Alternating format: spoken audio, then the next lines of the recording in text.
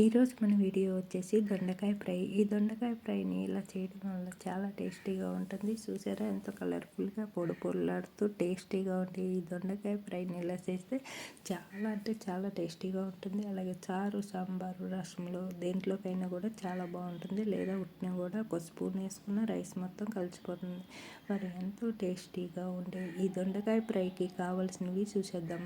ఇలా దొండకాయలను తీసుకోవాలి. ఇక్కడ చూపిస్తున్న విధంగా 2 ఆనియన్స్, 4 పచ్చిమిర్చి, 1 రొమ్మ కరివేపాకు, పోపు దినుసులు, ఆవాలు, జీలకర్ర, మీకు ఇష్టమైతే మినపప్పును కూడా తీసుకోండి. ఇప్పుడు ఇవన్నీ ఇలా రెడీ చేసుకున్న తర్వాత ముందుగా ఒక గిన్నె తీసుకుని స్టవ్ పై పెట్టి స్టవ్ ఆన్ చేసుకుని 2 టేబుల్ స్పూన్లు నూనె వేసి నూనె వీటెక్కిన తర్వాత దొండకాయ ముక్కల్ని వేసుకోవాలి. దొండకాయ ముక్కల్ని ఇలా బాగా సన్నని మంట మీద కలుపుకుంటూ ఇలాగ వేయించుకోవాలి. మంట అనేది అడ్జస్ట్ చేసుకుంటూ మీకు కాస్త తొందరగా కావాలనుకుంటే మీడియంలో పెట్టుకోండి. ఇక్కడ నేను వచ్చేసి బాగా సిమ్లో పెట్టుకున్నాను. ఇలా సిమ్లో పెట్టి కర్రీ కానీ ఇలా ఫ్రైలు కానీ చేసుకుంటే చాలా టేస్టీగా ఉంటుంది. ఇలాగ దొండకాయ ముక్కలు వేగిన తర్వాత పక్కకు జరిపేసుకుని అదే నూనెలోకి మనము పచ్చిమిర్చిని, అలాగే కరివేపాకుని, పోపు దినుసులను కూడా వేసి వేయించుకోవాలి. అలాగే మీకు ఇలా కష్టం అనిపిస్తే ఏగిన దొండకాయ ముక్కలను ఒక ప్లేట్లోకి తీసేసుకోవాలి. ఇక్కడ నేను వచ్చేసి దీంట్లోనే వేయించుకుంటున్నాను. అలాగే మీరు ఇలా వేయించేటట్టయితే ఇలా ఒక సైడ్ దొండకాయ ముక్కలను వేయించుకుంటూ ఒక సైడ్ మనం పోపు దినుసులు వేగిన తర్వాత ఉల్లిపాయ ముక్కలను కూడా వేసేసుకున్నాం కదా, ఉల్లిపాయ ముక్కలను కూడా ఇలాగ వేయించుకోవచ్చు.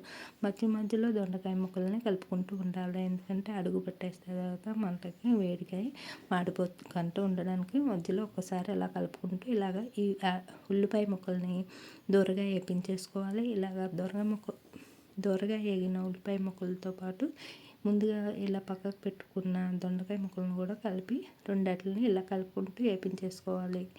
ఈజీగా అయిపోతుంది. మరి లేదు మీకు ఇలా కష్టము అనిపిస్తే ప్లేట్లోకి తీసేసుకోవాలి.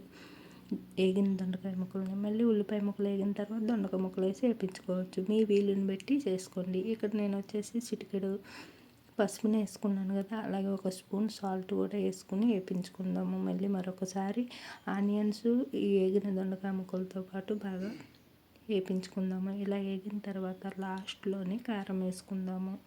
ఇలా చేసుకుంటే చాలా ఈజీగా చేసుకోవచ్చు. దొండకాయ ఫ్రై అనేది టేస్ట్ కూడా చాలా బాగుంటుంది ఇలా చేస్తే. చూడండి ఇలా సన్నని మంట మీద నూనె కూడా ఎక్కువ పడదు.